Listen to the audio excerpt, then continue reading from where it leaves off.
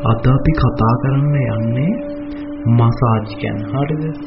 මේ මසාජ් ඉස්සලාම ආරම්භ වෙන්නේ ක්‍රිස්තු පූර්ව 3000 දී විතර. මේක ආරම්භ වෙන්නේ චීනෙන්. මේ චීන ජාතිකයෝ මේකට කිව්වා මේ තාක්ෂණයට කටි හොයාගත්ත තාක්ෂණයට කිව්වා අමා කියලා. ඒක තමයි කට්ටිය හැඳින්වුව නම. මේකෙදි කරන්නේ ශරීරයේ තියෙන විශේෂිත ස්ථාන මත නිශ්චිත චලනයන් භාවිතා කරනවා. හරි. මේක මේ කට්ටිය කරේ කියලා ගත්තොත් සෞඛ්‍ය ප්‍රවර්ධනය කරන්න සහ විවේක කාලෙදී මේක මේ කට්ටිය භාවිතා කරා. ඊට පස්සේ අපි ගියොත් ජපානෙට. ජපානෙත් මේ අමා කියන තාක්ෂණ මේ කට්ටිය භාවිතා කරා. ඒක ඒ කට්ටිය වුණාට හැඳින්වුවේ සුබෝ කියලා.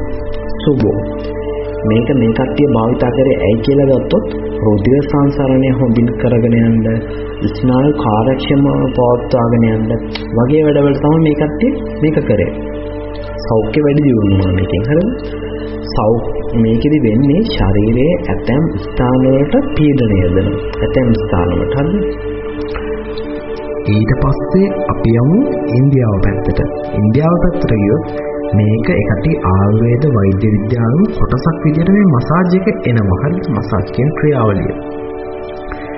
මේකෙදි මේක හොලිස්ටික් විද්‍යාව කියලා කියමුකෝ මේකට. ඒකෙදි මනසයි ආත්මය යන කොටස් දෙක එක්ව සලකලා තමයි ප්‍රතිකාර කරන්නේ. මේකෙදි රෝග ලක්ෂණය හෝ තත්ත්වය පමණක් මත නොවේ මුළු පුද්ගලයා පිළිබඳව සලකා බලනවා. හරිද මේකේ? ඊට පස්සේ අපි පොඩක් රෝමේට යනවා. මේ රෝමේදී මේක සාමාන්‍ය දෙයක් වෙලා තිබ්බා. ඒ කියන්නේ ව්‍යාපාරිකයෝ අතරයි එදිනෙදා සමාජයේ මේක සාමාන්‍ය දෙයක් වෙලා තිබ්බා මේ මසාජ් කියන එක. හරිද? මේකෙදි මේ කට්ටිය භාවිතා කරා තුර්කි බාත් කියලා. කියන්නේ නාන්න භාවිතා කරන්න මේක. හරිද? කියන්නේ බිනිහේ ඒ තටාකයක් තුළ බැහැගෙන ඉන්න වගේ වැඩක් මේක. හරිද? ඊට පස්සේ අපි ගමු මේක ඇයි භාවිතා කරේ රෝමේ. හරිද? මේක දැඩි හා වේදනාකාරී මාංශ පේශි සහ සන්ධි වලට ප්‍රතිකාර කරන්න භාවිතා කරා. ආය රෝග සුව කරන්න භාවිතා කරා. ශක්තිමත් කිරීම වගේ කටයුතු වලටත් භාවිතා කරා. රුධිර සංසරණය මේකෙන් වැඩි වුණා. ඊට පස්සේ ග්ලැඩියටර්ස්ලා කියලා අහලා තියෙනවා සටන් කරන අය ඉන්නේ. ඒ කට්ටිය සටන් වලට කලින් සහ සටන් වලට පස්සේ මේ සම්බාහනයක් ලබා ගත්තා. මසාජ් එකක් ලබා ගත්තා. ඊට පස්සේ මේ ග්‍රීක ජාතිකයෙක් වෙච්ච මේ ගෙලෙන් කියන වෛද්‍යවරයා සෞඛ්‍ය අරමුණු සඳහා මේ මසාජ් වලට වෛද්‍ය පොතක් ලියුවා. හරි? ග්‍රීක ජාතික වෛද්‍යවරයෙක්. හරිද? ඊට පස්සේ සුප්‍රසිද්ධ රෝම අධිරාජ්‍යය වෙච්ච ජූලියස් සීසර් ඉන්නේ. මෙයා සම්බාහනය කියන එක හැමදාම කරා. කියන්නේ මසාජ් කියන එක හැමදාම කරා. අපිට දැන් මෙතනින් තේරෙන ගොඩාක් සල්ලි තියන අය මසාජ් එකක් එහෙම කරගන්නවා කියන්නේ.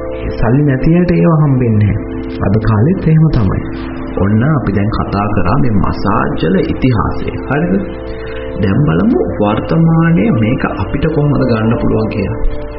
ඔන්න බලන්න, ඔයා වැඩට යනවා, ආයෙනවා, ආයෙ වැඩට යනවා, එනවා, ජිම් එකට යනවා. වෙනත් අය වෙනුවෙන් මහන්සි වෙනවා.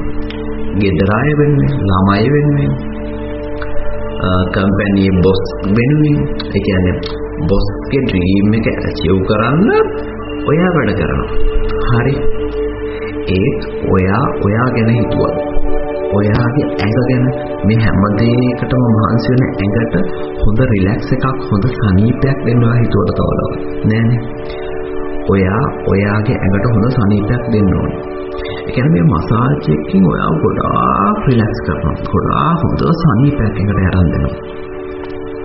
ඒ කියන්නේ ඔයාට ප්‍රශ්න තිබ්බනම් ගොඩාක් දුරට ඒව අමතක වෙනවා.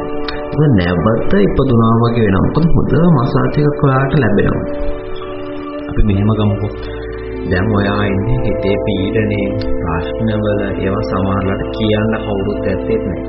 ඔයාට පුළුවන් ඔයාගේ තෙරපිස්ට්, ඒ කියන්නේ ඔයාව මසාජ් කරන්න යන පුද්ගලයා එක්ක මේව කතා කරන්න. කියන්නේ මසාජ් එක කරනම මේ මසාජ් කරන්න යන පුද්ගලයා බොහෝ විට ගොඩක් වෙලාවට ඒවා උගන්වනවා. හොඳට ඇහුම්කන් දෙනවා. එහෙම කරලා ඔයාට ඔයාගේ පීඩනය පිට කරගන්නත් පුළුවන්.